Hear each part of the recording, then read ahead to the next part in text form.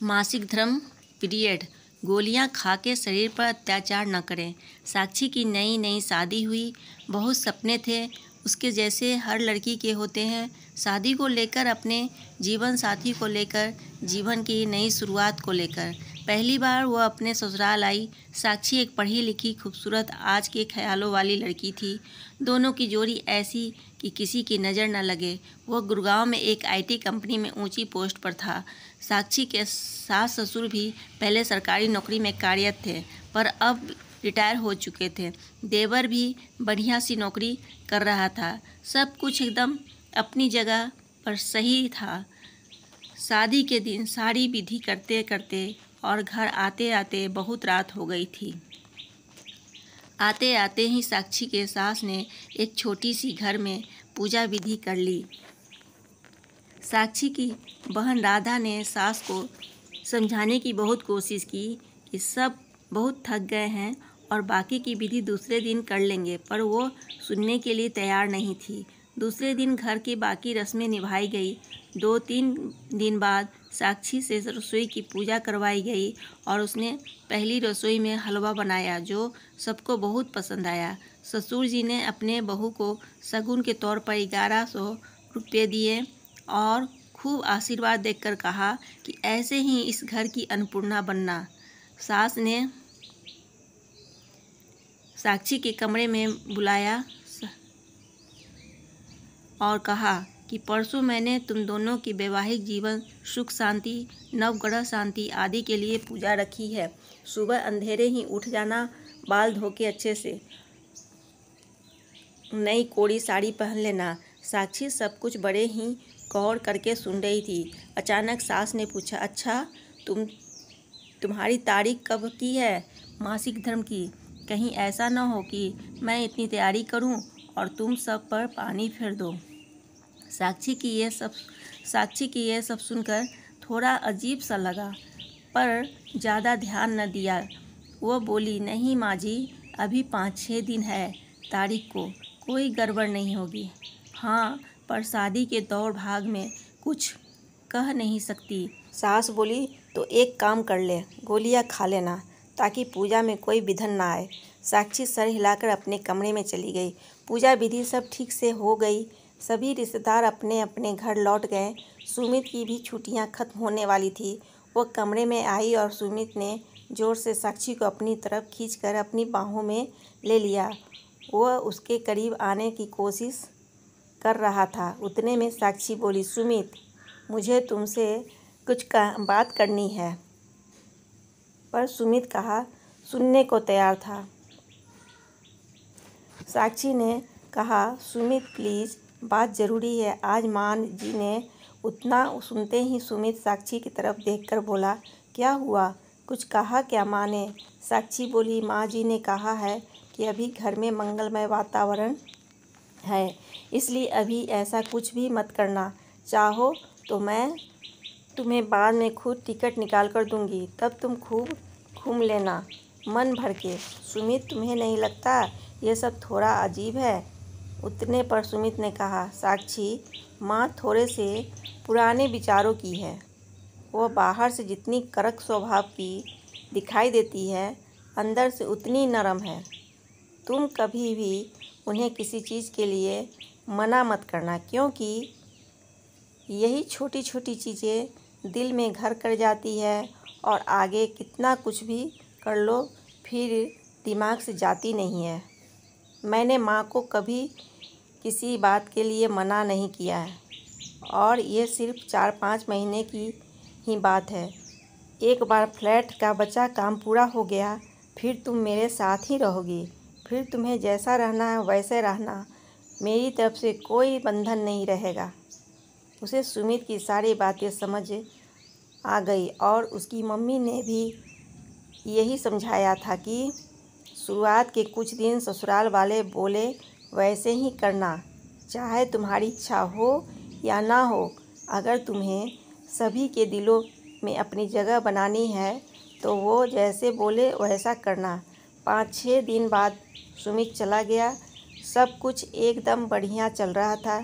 तभी साक्षी को मासिक धर्म आ जाते हैं। अब तो उसकी सास उससे बात करना तो दूर, उसकी तरफ देखने तक को तैयार नहीं थी। स्टोर रूम में उसे रहने के लिए कहा और वहीं उसका खाना पीना सब कुछ भी।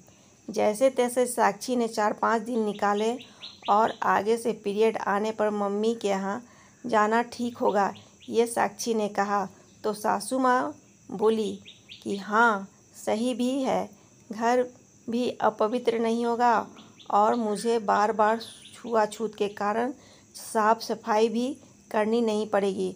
लोग कहते हैं ये सब भगवान को चलता नहीं, फिर फूल कैसे चल जाते हैं भगवान को। फूल यहाँ आने के बाद भी ही तो एक पेड़ को फल आते हैं। वैसे ही एक स्त्री का शरीर होता है। गर्भ धारण करने के लिए मासिक धर्म जरूरी है। इसके बिना तो इंसान का जन्म ही नहीं हो सकता है। जाने दो, क्यों मैं इतना सोच रही हूँ। मुझे कहाँ यहाँ रहने हैं, 4-5 महीने ही तो निकालने हैं। ऐसा कहकर उसने खुद को समझाया। थोड़े दिनों बाद कभी तीज त्यौहार तो कभी कोई पूजा, कभी कुछ ऐसा कहकर साक्षी गोलियां लेने के लिए कहा जाता था और घर में लड़ाई न हो इसलिए वह लेती रहती थी। उसका वजन बढ़ने लगा। समझ नहीं आ रहा था ऐसा क्यों खाना भी लिमिट में थे। एक्सरसाइज भी समय पर करती थी। चिड़चिड़ी बहुत ही हो गई थी और शारीरिक और मानसिक तनाव वो अलग। पर सुमित के पास जाकर सब ठीक हो जाएगा ऐसा सोचकर खुश हो जाती। कहते कहते साल भर निकल गया। अब कहीं जाकर वह सुमित के साथ रहने लगी अपने फ्लैट में। सब कुछ बढ़िया चल रहा था, एकदम मन जैसा।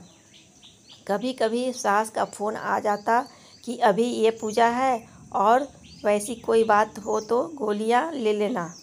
सुमित तो मना कर नहीं सकता और वो खुद की समझाती कि बस एक बार कहीं नौकरी लग जाए तो यह कहकर मना कर दूंगी कि छुट्टी नहीं मिल पाई और बार बार गोलियां भी लेनी नहीं पड़ेगी।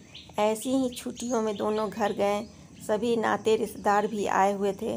तभी सुमित की बुआ जी बोली, बहू हमें पता है तुम दोनों नए ख्यालात के हो, पर शादी के 3 साल हो गए हैं, कुछ सोचा है बच्चों के बारे में या अभी और समय चाहिए। भाभी तो भगवान के हाथ जोड़कर पीछे पड़ी रहती है, पर कोई खुशखबरी मिलेगी ऐसा लग तो नहीं रहा है। और सभी उनकी तरफ देखकर हंसने लगे।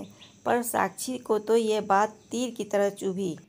उसने कमरे में आकर सुमित से कहना शुरू ही किया था कि सुमित बोला, तुम चिंता क्यों करती हो, अभी हमारी उम्र थोड़ी ना निकल गई है। घर जाकर किसी अच्छे से डॉक्टर को दिखा के इलाज करा लेंगे। 2 दिन बाद वे एक अच्छे गायनिक के पास गए। डॉक्टर ने बैठने के लिए कहा। उन्होंने डॉक्टर को सारी बातें विस्तार से बताई। इतने में डॉक्टर ने कहा कि पहले मुझे साक्षी तुम ये बताओ कि क्या तुम्हें हर महीने पीरियड्स आने में कोई प्रॉब्लम तो नहीं होती। साक्षी ने बताया कि उसे ज़रूरत पड़ने पर पीरियड्स आगे होने के लिए गोली लेनी पड़ती है। डॉक्टर गुस्से में बोली, क्या फ़ायदा तुम्हारा पढ़ा लिखा होने का। तुम आजकल की लड़कियां अगर सिर दर्द की गोली लेती ही हो तो पहले उसके साइड इफ़ेक्ट के बारे में पता करती हो। और तुमने तो साक्षी, मैं तुमसे क्या कहूँ अब, तुम्हें थोड़ी भी कल्पना है कि ये गोलियां लेकर इनका तुम्हारे शरीर पर कितना बुरा असर होता है। तुम्हारी फेलोपियन ट्यूब में ब्लॉकेज आ गए हैं इन गोलियों के कारण, और शरीर में होने वाले हार्मोन बदलने के कारण तुम्हारी दोनों ओवरीज डैमेज हो गई है। तुम्हारे गर्भाशय में गांठें बन गई है। तुम्हारी माँ बनने की चांसेस कम से कम 90% कम हो गए हैं। फिर भी मैं कोशिश करूँगी, पहले गोलियाँ देकर देखती हूँ, अगर गांठें गल जाए तो, वरना तुम्हारा गर्भाशय निकालना पड़ेगा क्योंकि इन्फेक्शन भी फैल सकता है। ये बातें सुनकर साक्षी के हाथ पैर ठंडे पड़ गए। सुमित का भी यही हाल था। उन्होंने सोचा भी नहीं होगा कि इस कारण का परिणाम इतना भयानक होगा। वो गुस्से में उठी और डॉक्टर से बोली, मुझे पता है मुझे ये नहीं कहना चाहिए, लेकिन आप बताओ मुझे ऑपरेशन के लिए कब आना है। डॉक्टर बोली, आप ये क्या कह रही हो मिसेस साक्षी, और नहीं तो क्या, ना गर्भाशय रहेगा, ना पीरियड्स आएंगे और ना मेरे कारण किसी का घर अपवित्र होगा। सही कहा ना मैंने सुमित। और वहाँ से वो चली गई सुमित के राह न देखते हुए। सुमित के पास इसका कोई जवाब नहीं था। आज हम 21वीं सदी में जी रहे हैं। छुआछूत, अपवित्रता, ये सब बातें पहले हुआ करती थी और औरतों के अलग बैठना, उसके पीछे भी अनेक कारण थे। पर सिर्फ घर अपवित्र हो जाएगा या पूजा विधि रह जाएगी, इसके लिए पीरियड्स न आने के लिए गोलियां लेना, ये अपने शरीर पर एक प्रकार के से अत्याचार ही है। और इन गोलियों का दुष्परिणाम भी बहुत भयावह है। जो गलती साक्षी ने की वो आप न करें, बस यही गुजारिश है और यही कहानी के माध्यम से आप तक पहुंचाना था। आशा करती हूँ आपको वीडियो पसंद आया होगा, तो प्लीज़ लाइक, शेयर, सब्सक्राइब और कमेंट करना ना भूलें। Thanks for watching.